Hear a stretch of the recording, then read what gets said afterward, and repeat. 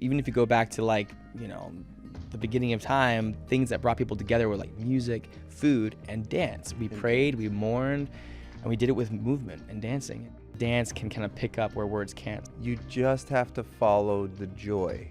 Then you can start taking creative risks and just like going for it. Welcome to Showing Up with AndyGrammer, the corner of the internet where we show up for what matters most. Today we have DerekHough. He is an Emmy Award-winning choreographer, actor, host, performer, and he also just happens to be one of my dearest friends. He needs no introduction. You already definitely know who he is. So let's get into it with DerekHough. This episode is brought to you by Aura Frames. Get $25 off the Carver mat frame at auraframes.com. Promo code Showing Up. This is one of my best friends in the world. I don't think any of you have ever heard of him. Maybe you've seen him sometimes. He's one of the undeniable faces of dance in the world. This is DerekHough. What's up, man? I love you so much. I love Thanks you for more. Coming. You know, we were talking just before we got on about like the purpose of this podcast. Yeah. And you were telling me a story just about like showing someone that you were just having a conversation with about showing up. No, honestly, showing up. I was actually at a dance studio and I ran into Charlie D'Amelio, who is obviously, we know who she is. She's such an amazing influence, but she's a dancer. She loves to dance. Oh, she's a dancer, yeah. And she wants to dance more. And I said, hey, why don't you come to our convention called Ovation, in like a couple of days? And she was like, yeah. And here's the thing, when people, you know how it is in LA. Los Angeles. People say like, yeah, totally, for sure, yeah. And you're like, you just know it's a no. Yeah. But she said, yeah, I would love to do that. 2 days later, boom, she shows up. She's there front row at Ovation. And I was like, whoa, hold up. That's different. That's yeah, unique. you really came. Well done. Like, what the heck? That's incredible. And then not only did she show up there, but she then said, I was so inspired by this event, by the show, which you played at, by the way. I loved it, yeah. It was so awesome. She came back. She drove back to LA, and she came back the next day to Anaheim and took class. And again, she showed up because she wants to dance more. And I just thought it was really cool because, again, I think like in Hollywood or in LA especially, you just get that a lot. People saying, yeah, of course I will. Yourself. Like I say, Andy, hey, man, I'm doing this thing, and I would love if you played. I think that the kids would love it. And you're like, yeah, man. And there's very few people when they say they're going to do something and they actually do it. And that, for me, is like, it's so valuable and kind of rare, honestly. Yeah. Because I think people mean well. They want to show up. But then there's a weird little tension if you're like, yeah, I don't know if I have time. I don't know if I can. Then things happen. Life happens. Yeah. And everybody understands that. I always think one of the greatest compliments that you could give someone is if like when they're not there. I've said about other people, and when other people say it about somebody else, it's like, oh, that person shows up. Right. You're like, oh, that means they're like a good one. Yeah. You know what I mean? Yeah. And I'm fascinated why. That's honestly the whole reason of this show. Yeah. To figure out like, okay, how do we do more of that for our friends, for our community, and then for ourselves? Yeah. I love that, man. I love that. I have so many fun questions. You're my road into dance. I like fully couldn't understand or care about dance before I met you. Yeah. You actually called me. Can you tell that story real quick? Dude, it's actually a really cool. I grew up sports, basketball, even in music. I wouldn't ever really dance. There's no like choreography that I would, But however, I will challenge you on that. I bet there's some video somewhere of you when you're a kid and music's playing and you're doing this. Yes, that's possible. And you're moving around and you're boogieing, or before you walked or before you crawled, you're on the ground and you're probably doing this. Yes. Right? Movement, I like to call it, because dance, we get scared of that word. We're like, dance, and we jump behind a bush. It is a scary word. It's a scary word. It's very vulnerable, right? But am I allowed to say this? For white guys especially, it's a very scary word. Yeah. No, but I hear you. But we were meant to move, right? We're like movement. It was like it's in us. I think even if you go back to like, the beginning of time, things that brought people together were like music, food, and dance. We prayed, we mourned, and we did it with movement and dancing. And so somewhere along the line, as we've gotten, in where we are now, it's very scary. It's very vulnerable. We get very insecure because it's very like, it's very revealing. You start moving and people go, or you feel like people are doing that when actually they're not really. Actually seeing somebody who's just free and just kind of like moving, and it doesn't have to be perfect. Yeah. You're kind of like, I don't know what's going on here, but I'm on board here. Of all the terrible things about social media, is that one of the good ones? I actually, yeah, seeing dance having a big moment right now, especially like on like TikTok and social media, and now where people like want to learn dances and try new things and try moving, it's been incredible. Actually, it's been really, really cool to see that growth and that just that understanding and love, and even Dancing with the Stars, where, you know, listen, I was bullied as a kid for being a dancer. I was beaten up. I was made fun of, all these different things. And now to see dance being celebrated and really admired for the athletic sport that it is, also the artistry of it is, of what it is. But, you know, I'm actually this weekend, I'm about to do a performance with the Savannah Bananas. Yes! Yeah, so I'm literally rehearsing after this for that. Great. And one thing that Jesse told me, he goes, dude, you know what blew us up? The dancing. Dance. And I started crying. I started tearing in my eyes because seeing the fact that this sport that is now a 4 million person waiting list, they're selling out stadiums, and they couldn't sell tickets to this thing until they started dancing. It was dancing that made the sport grow. And I was just like, you couldn't tell little Derek that dancing was gonna put this baseball, this banana ball on the map like the way it is now. It's kind of this really crazy, like, you know, I haven't thought about this until just this moment that yes, that the TikTok thing of short little kind of bite-sized, digestible, even to learn dances has gotten us all moving more. Yeah. There was a trend that went for Fresh Eyes. I think it like blew up in the Philippines for a little bit. I think 2 years ago or something. And then they were like, oh, you got to do the dance. And so me and Asia tried to do the dance. And it was harder than I was expecting. Yeah. But it was really fun. Yeah. You know? Yeah, it is. It is fun. It is fun. And to go back to the original questions, okay, where did Andy and Derek, where do we meet and how did our stories begin? So, Dancing with the Stars, I got injured actually. I broke my big toe, sprained my foot. And your song, Honey, I'm Good, was just blasting all over the radio. And I'm like, what is this song? Because honestly, it really pierced through the... Yeah, it was pretty weird. It's a very unique song amongst everything else. But I was like, I want to dance to the song. However, I'm injured, so I can't dance. So I called you up and I said, hey, man, I'd love for you to perform on Dancing with the Stars. And maybe we sing together. And we have this idea with us being on a subway or something. Anyways, we performed the song. Nastia Lukin danced with Sasha Farber. It was just a really cool moment. And I'll never forget, you said on the stage, and you kind of were looking around, and you were a little glossy. Yeah. And you said, man, my mom would have loved this. Yeah. And I said, what do you mean? She goes, oh, she loved the show. And she loved Dancing with the Stars. And she would have loved to see this moment. And I just remember seeing that in you and being like, man, this guy is a good guy. And then the next season, I said yes. I had never seen the show. Right.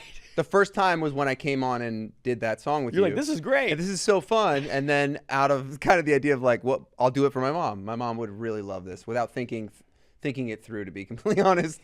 And then I went and did the show in her honor, and it was one of the harder things I've ever done in my entire life. It's no joke. It's really difficult.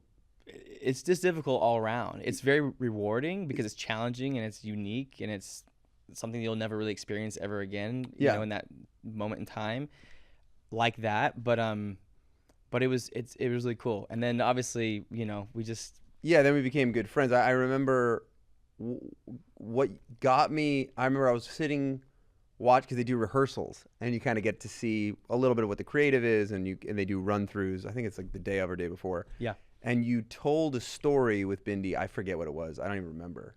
But I was like, oh, I get it. In that moment, sitting in the studio, you telling a story with dance. Because I don't know, a lot of times when I describe music, I hear lyrics first, immediately. Right. Oh, wow. And then I get really into the music. And I've gotten more, as the older I've gotten, the more sometimes music first and more into like theory and what chords do and why. But in the beginning of my music journey, it was all about like, what are you saying? Mm-hmm. And the idea that dance could tell like a legit story, I was like, I'm in now. This is incredible. Because sometimes when you go and, I don't know, there hadn't been anything, I hadn't been exposed to anything yet that hit me in the feels quite like that. Now, a quick moment from our sponsors, and we'll jump right back in.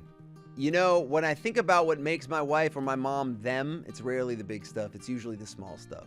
It's like the way my wife says goodnight to the kids in the same tone every night, no matter how crazy the day was. Or the way my mom used to check in with just a simple, hey, you good? But it meant everything.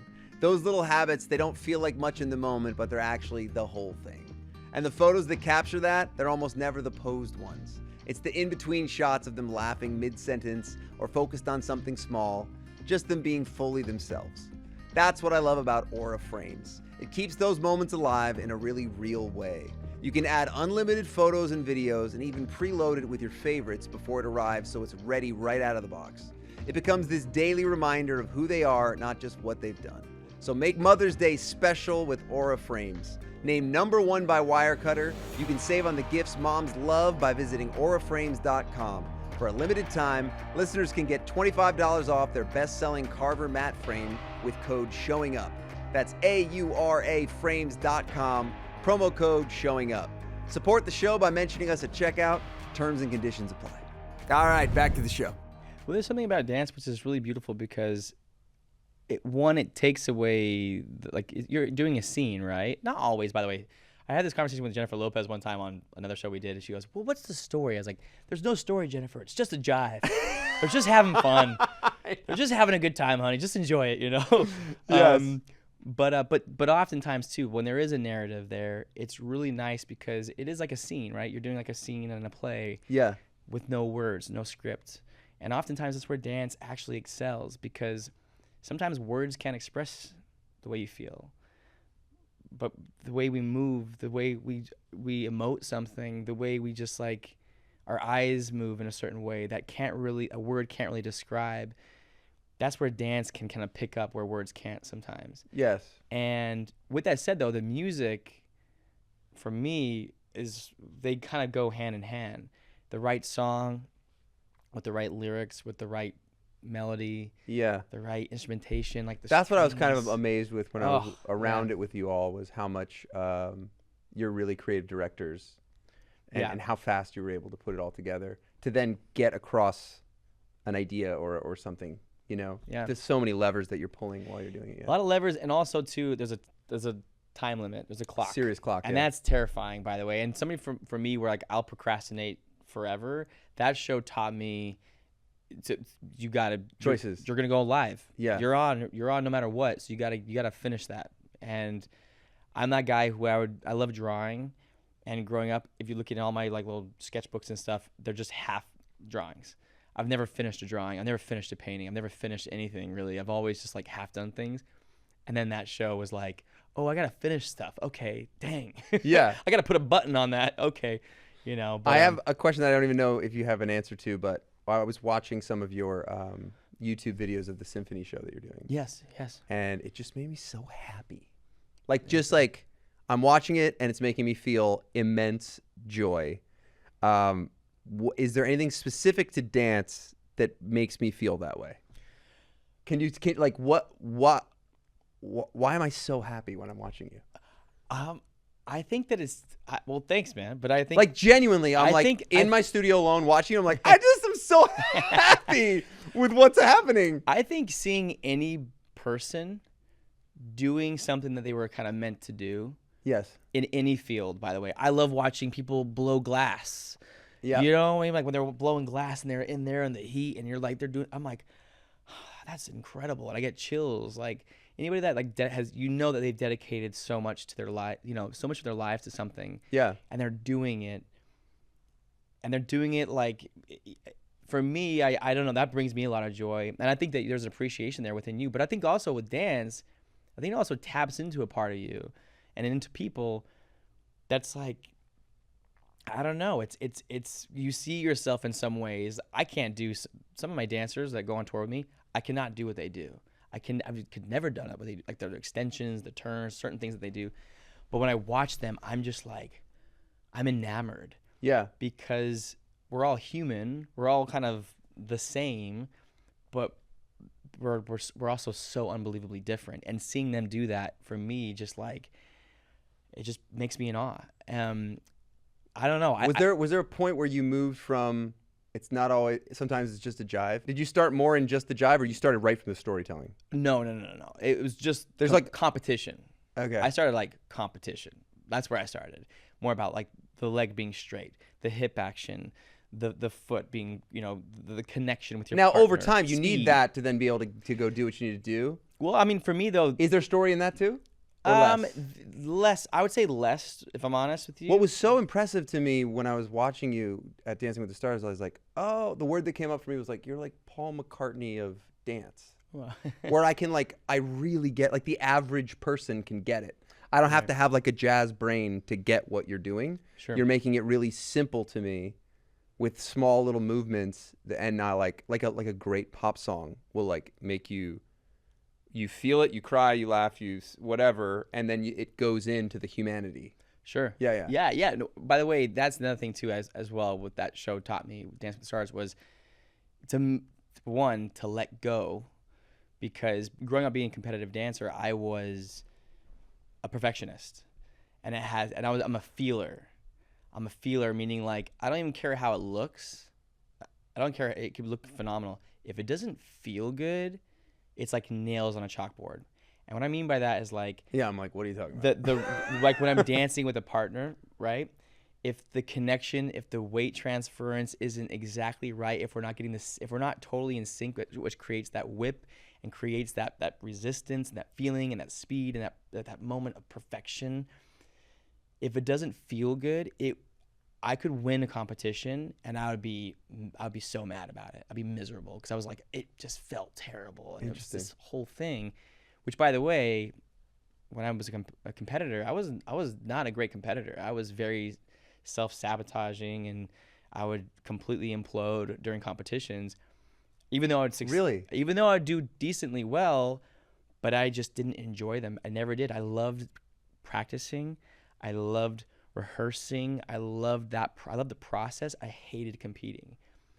Dancing with the Stars taught me to let go of perfectionism, because you're dancing with somebody who's a non-dancer and you're like, if you're dancing with me, you're gonna let go of perfection 100%. But it instantly, you're like, this is crazy. This feels crazy. But now you're like, okay, it's not about me, it's about them, and I have to serve them, and so you start letting go. But then it also helps the choreography, then it helps the storytelling, because now you're starting to simplify things and also learn things in a way that you can articulate them to your partner. It's not just like, just do it the way it feels. I have to now explain it. You know what's so interesting about a lot of times the best parts of songs, I always say pop songwriting is all trying to find the good simple, which is so hard.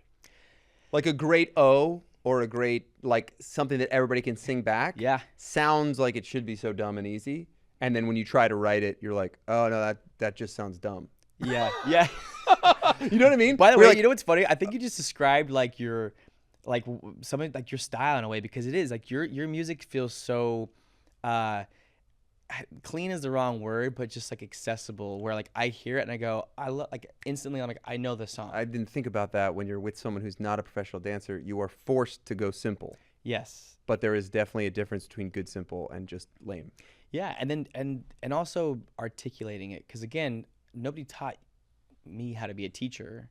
Nobody taught me how to be a choreographer. Yeah. And there's not a class for that. There might be classes, actually out there, but there wasn't for me. And so I'm just kind of learning on the spot, where I'm like, do this, and like, well, I'm like, that's not working. So now I have to find a different way to articulate it and find something that they can relate to, and for them to grow. Yeah.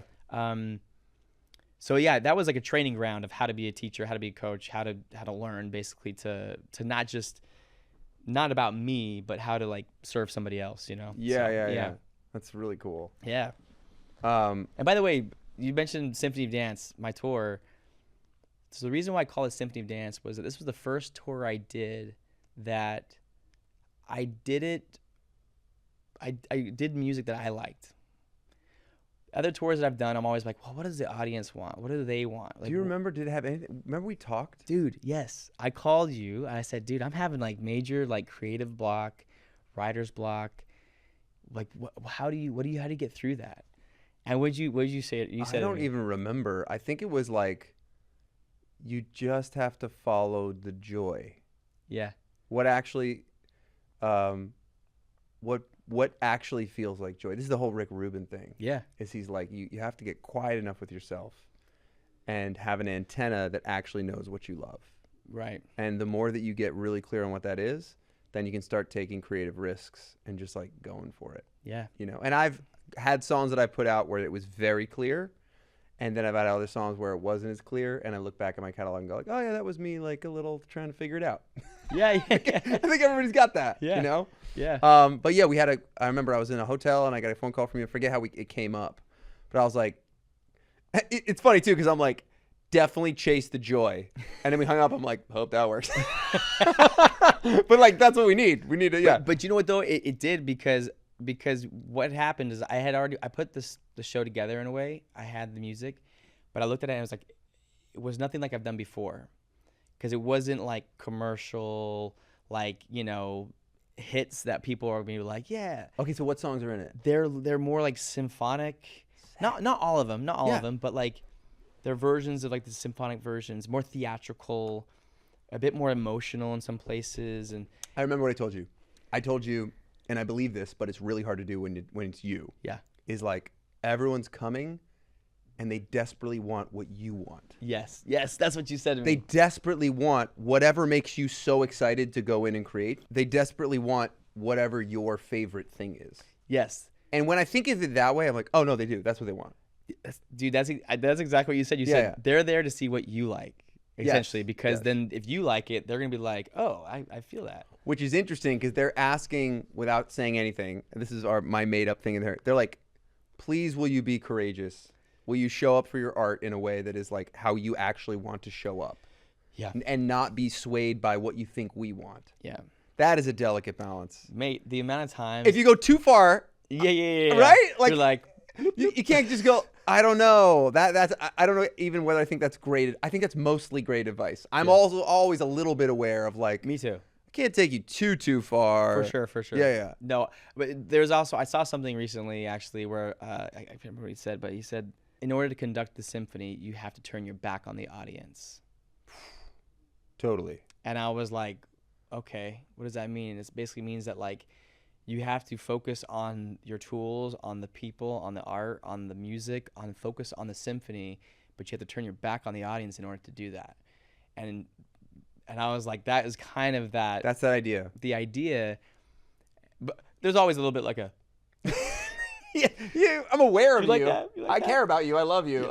We literally love you, but also we're going somewhere. I'm gonna take you somewhere. I gotta trust myself, and that's why it was the symphony part of it was, one, the music was really speaking to me in that moment, still is. I love it, but also it's also the movements, right? In a symphony, there's 4 movements. You have percussion, brass, wind, and strings, and those 4 movements lend themselves to dance or emotions, right? Strings are very like tango and like, you know, beautiful. Cool. Wind is very like whimsical and, you know, almost like old Hollywood. And percussion, Latin, obviously, and brass is like big band and, you know, just ba ba ba ba ba ba. So for me, it was like this perfect sort of way to frame a show in sort of like movements and sections. So cool. Well, also a symphony, right? Which is a symphony is, as individuals, we're great, we're talented, we have all of our different skills and unique gifts, but it's like when we come together and create something, you know, greater than the sum of our parts, we create a beautiful symphony. It's about collaboration, it's about coming together, and about differences, because if everybody played, if there was 20 people playing the guitar, you'd be like, okay, that's a lot of guitar. But it's all the different sounds together that create that like magic, you know? And so for me, that was the framework where I was like, I like this. This has a lot of ends to tell a story, to feel something. I love the music and the dancing, so that's it. And then this next tour coming up that I'm doing is called Symphony of Dance Encore. It's the same show with some differences. I'm changing some things. Cool. But there's like the rose element that it's going to be like implemented into this tour, because an encore, you know, think of like roses being thrown onto a rose, but also the metaphor for what a rose represents. It's like sort of bittersweetness, you know, the thorns and the difficulties, and then of course the rose, the beauty and you know, all those different things. So it's kind of cool. It's a lot of I like to have those elements in there to sort of give meaning to the show. Just like you, when you see you play live, man, it's like when you speak before a show, before you set up a song, like it's like you're already like you're just primed, like you're emotional, you're already ready to receive the song you're about to play. It's just beautiful. Yeah, so, I don't know if I don't think I've said on this podcast before, but I remember I would be on the street performing, and I found this essay that talked about why you should get great at your craft. And it was specifically for music, but when I saw you performing, when I just came to your thing the other day and saw you, it made me so happy. Yeah.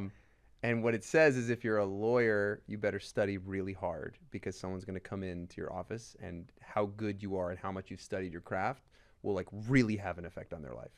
And then if you're a doctor, someone's going to come in with a broken arm, and you better be able to fix it. Yeah. Yeah. And then it says if you're a musician, makes me cry every time I talk about it, and or dance, I'll throw just dance in there.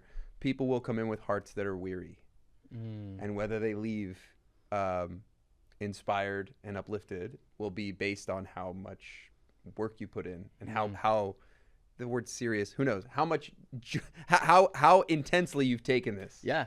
Do you find the dance is similar in that it's like the most important thing in the world, and then also just like dance? Oh, no. Isn't that so weird? Like know, with anything artistic, you can't get too pretentious about it, but you do have to some degree to get to that level. Like the reason that you're able to make me so happy is because of the precision training that you did. Yeah. No, actually, no. It's funny. People say like, you know, dance is just really a vehicle. Really, the passion is creating, right? Like I get excited about building a piece of IKEA furniture. Yeah. You know what I mean? Like I get excited about like gardening and like I'm like, wow, look at that beautiful tree and that I just pruned, and like look at the shape of it, and oh my gosh, it's gorgeous. I love like creating things. That for me is like, that's the passion. The dance part is like the vehicle that I've like honed in to like amplify that passion. I get to create things, and I get to share them with people, and I get to work with people, and I get to be around really amazing, talented people. And it's a great vehicle of the passion of loving to create and loving to share and also loving music, honestly too. Like I put music on and hear it. And it's so loud. When I came the other day, it was like, oh, this is so. Yeah. It's an interesting, different show. Like when I think about like all the people that are playing music and it's a different take. Yours is it's all movement, but the music and the lights and everything have a big piece of it. Yeah, absolutely, absolutely. You know, and especially with my tour that I do is, again, there's a lot more like narrative to it. It's funny actually. My first tour when I went out with Symphony of Dance, we just got married, Haley and I, and then while we're on tour, she had a brain bleed and nearly passed away, and so she was supposed to have paralysis and speech impediment, all these different things. She was basically supposed to not even be here. 4 months later, she's back on stage dancing, and then the show, all of a sudden now, we did the same show, took this whole new meaning, and it was the same show. Oh, whoa. We didn't change a thing, but all of a sudden, this song now was like, whoa, that's so. It almost was like terribly, almost like it was almost like predetermined or something. Yes. It felt that way.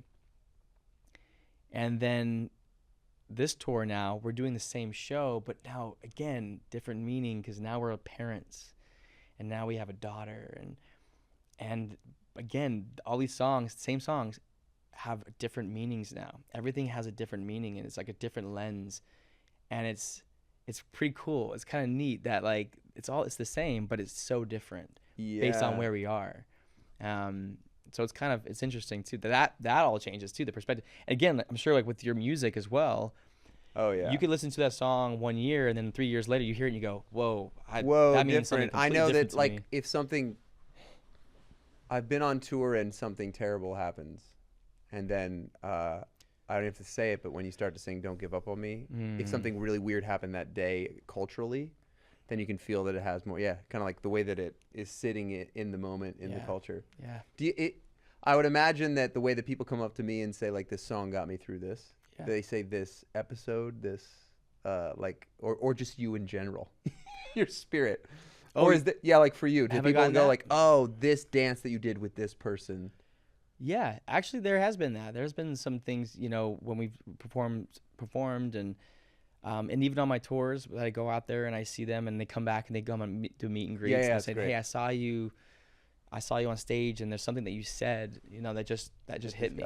Yeah. And it stuck with me, and like, that's really amazing. And I think, I'm sure you can relate to this, is that when you experience that,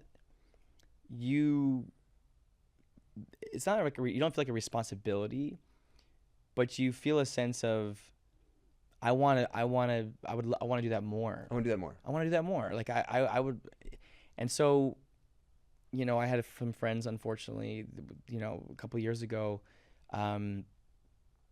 you know, they took their life, and I grew up around that. You know, early on, I lost somebody who took their life when I was like 15 years old.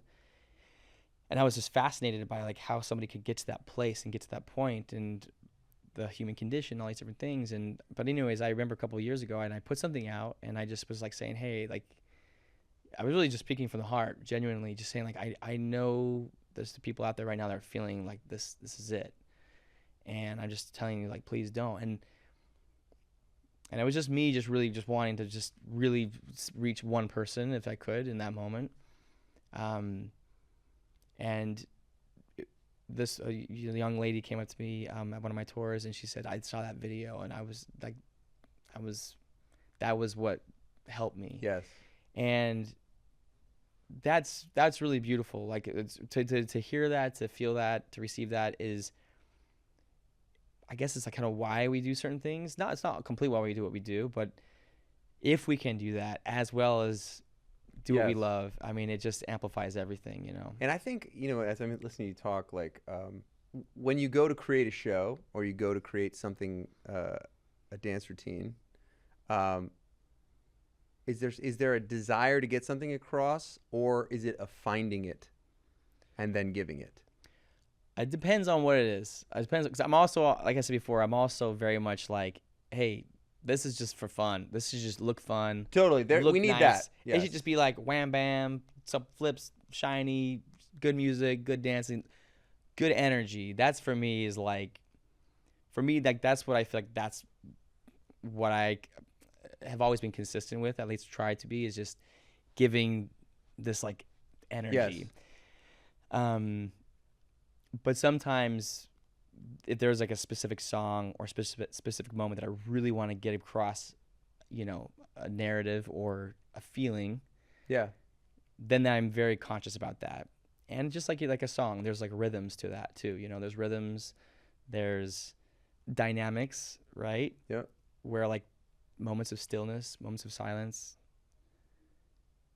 moments of like crescendo, and you know, all those things that, like, again, music and dance are just so intertwined, you know? And I think that for me, when I'm writing, it's less about like, I want to get this idea across, and more about like, if I can just tap into capturing the human experience truthfully, then we all feel super connected. Yeah. Whether someone feels like really intense, like the story you just said, or someone is feeling deep love, or they're feeling whatever, if you are good enough in art at capturing the essence of it, there's something about that makes us all go like, oh, we're all going through this together. Yeah. Yeah. You know I mean? And Absolutely. then like, if that actually happens in a room with everybody, then there's this deep joy that comes from that. Yeah. You know? Yeah, absolutely, man. I love it. Is there anything vulnerable about dance? Everything. It is the most. I mean, I know. I went on the show. It's insane. Yeah, everything's. No, it's very vulnerable, and I don't know what it is. I think it's moving our bodies. Just you know, I often say, people say, I don't dance, and I'm always like, well, when did you decide that? And they're always like, what do you mean? And I'm like, well, there was a moment that you decided not to dance, because you danced before when you were a kid. You definitely did. Yeah. We were running around just like, we didn't call it dance, but it was dancing. And then No, you're really good. Do you have any tips for any of my listeners that don't think they dance? What do we do? How do we get in? How do we do this more? Tequila. Tequila. They're just like, yes, this is my song. This is my song. Let's go. Oh man, honestly, is it just insecurity? It's for sure. By the way, I still feel that way. Like, you know what I mean? Like, these dancers, they improv I don't have that improv skill. I didn't grow up with that. I was very much like I need to know what I'm doing kind of thing. Yeah. These younger dancers, I'm like, put a music on there that's like, they just start moving. They just start going. And they're like incredible. I'm like, oh my gosh, that's unbelievable. Yeah. So for me, one of the most vulnerable things for me is just it's dance as well. Like if I go to a party, I'm not dancing. Really? I'm not. Like I go to a wedding, like you're like, oh, he's probably out there like, look at me. I'm like, no, I'm not. But if there's somebody who's like, oh, please dance with me, this and that, I'm like, okay, and I'll take him for a twirl, you know what I mean? But if it's just me on the floor, like, yeah. You know what? I feel Actually, weird. The one who's really gotten me outside of Dancing with the Stars, the one who has made me dance the most, especially now at a wedding, there's no question that me and my oldest daughter are gonna go dance. Love that. And she knows it. And she goes like, Dad, let's go. And I'm like, oh my God, yes. By the way, now imagine she wants to go out and dance. And then now imagine the time when she says like, oh no, I don't dance. No, don't. Oh. I don't dance. Yeah, that's terrible. That would be the saddest thing. I'm sorry I've said that, but like, I'm so sorry. As I said that, I was like, what am I doing? Oh, everybody has it. No, but it's like that joy that she has, and that like just like I want to move, I want to dance. Like we all have that. We all have that. There's just something happens that we just somebody says something, somebody looks a certain way or whatever it might be, and then we just go oh, and we just stop. And that's sad actually. That's deeply sad. It is, and I think that we could be like, and then what's funny is that if somebody is like kind of like just dancing and having a good time, we're like, what's wrong with that person?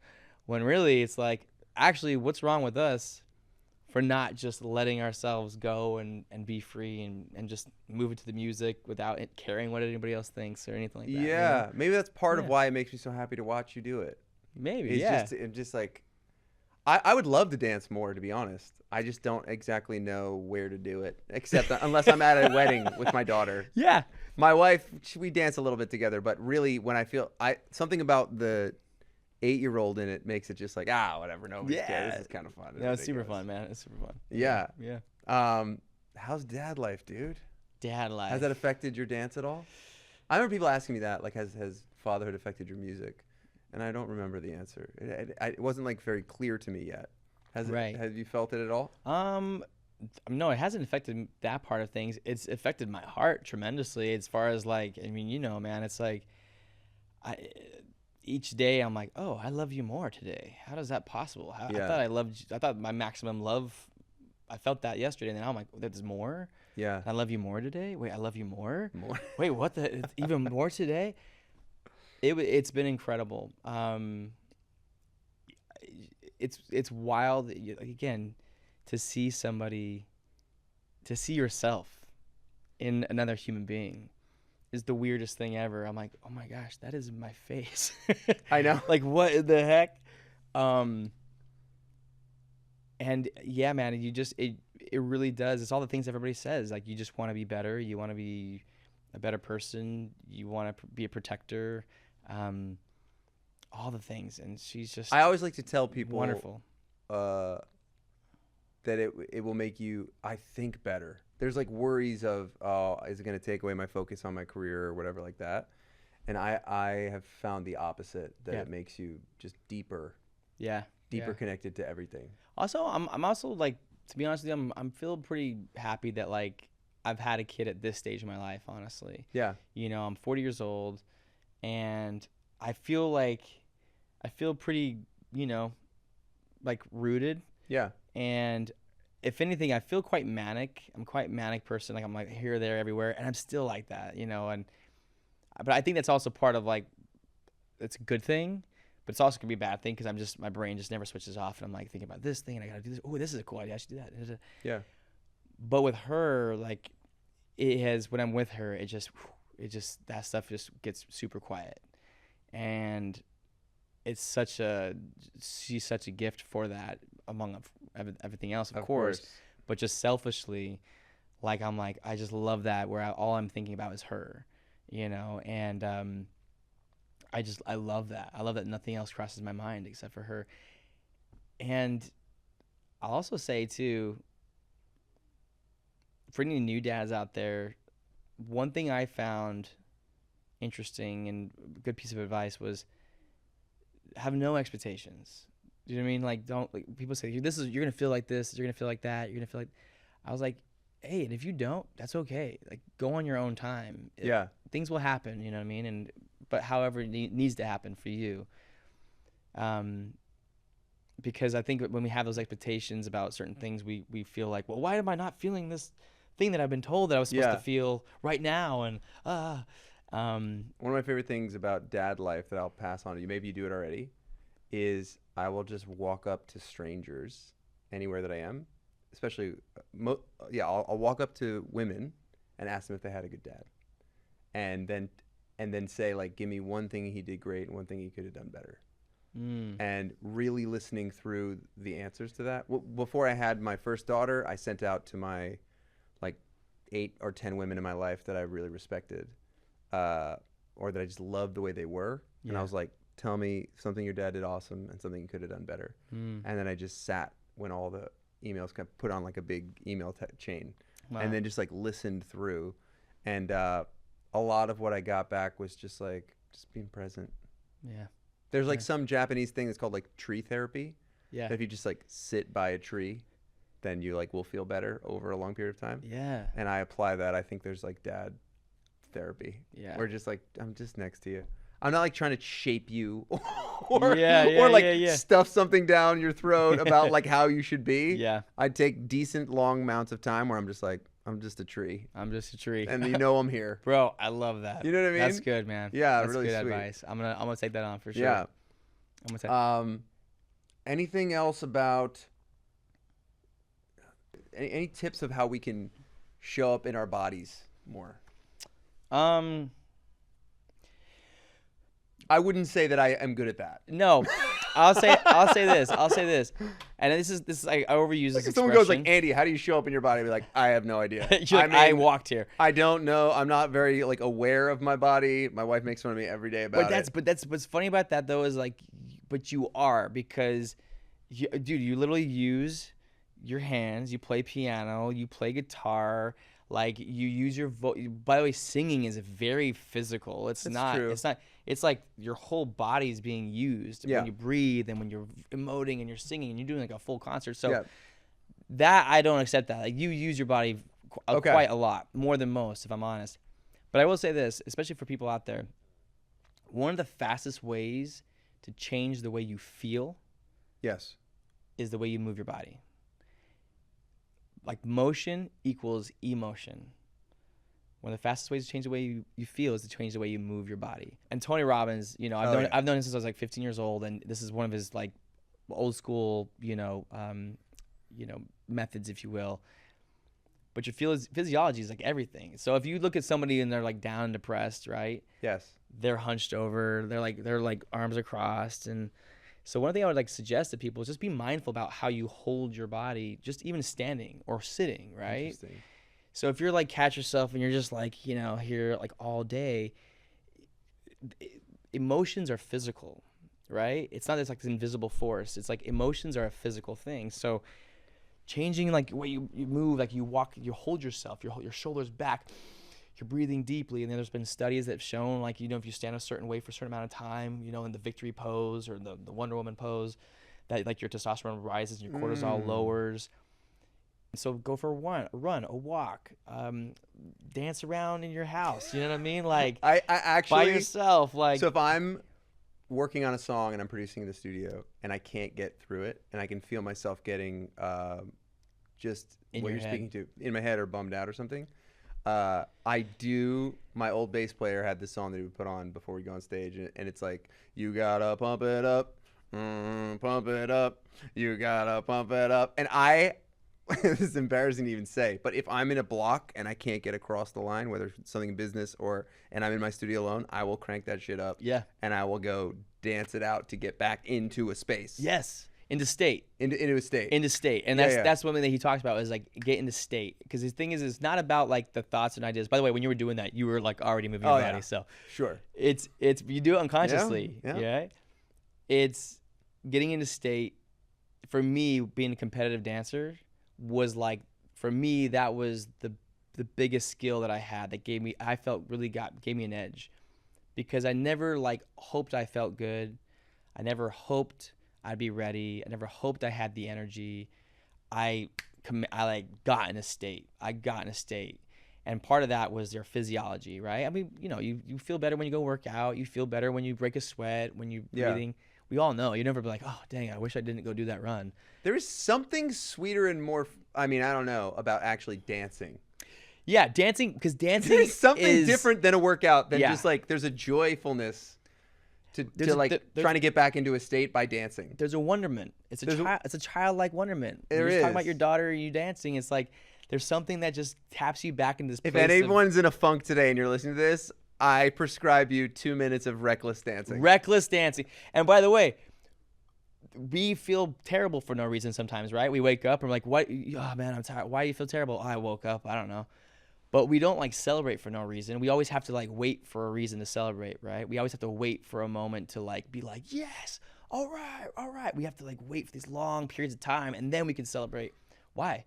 Why can't we like just wake up and be like, time to celebrate, let's go, pop some music on and just dance around the house? Why? Because that, giving your permission for that, that's also a game changer. It really is. A game changer, man. Set your day up to like just to like look at for what's good. I mean, what's bad is always available, but so is what's good. Yeah. And it's depending on what we focus on, and sometimes moving your body and listen to some music and just dance. I mean, it's joy. Put on some AndyGrammer, man. Dude, honestly, your music is like, it's funny. You're kind of, I feel like your music is great music, but it's like a Trojan horse of like really helpful things and really helpful, just to tap into our emotions. I mean, the amount of people I know, including my family, my sisters, they're just like, oh my gosh, this song just so sweet. Man, that lyric just like hit me today. And I just, it makes me like, I feel like I could have a better day because I just put things into perspective for me. It's incredible, man. It really is incredible what you do on a commercial level, but more importantly on like a real human level that really makes an impact in people's lives. Like, man, really. I appreciate it. You are a friend who has shown up a lot for me, and thank you for coming and hanging out and chatting with me. I know that you are someone who brings a lot of joy to a lot of the world through your dance and your movement and your storytelling, and I just love you as a friend too. So thank you for being here, buddy. I really appreciate you, man. Love you, man. Awesome. Thank you so much for listening. My way of showing up each episode is by writing a bespoke song for someone in this community. You have all been sending me incredible voicemails, and I have been weeping ever since this started. So here's this week's song.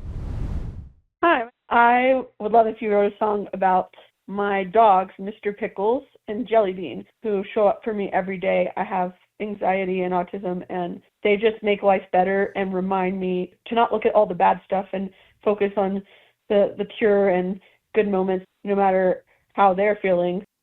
Finley, there is nothing I would like to do more than to sing and write a song about Mr. Pickles and Jelly Bean. Here we go.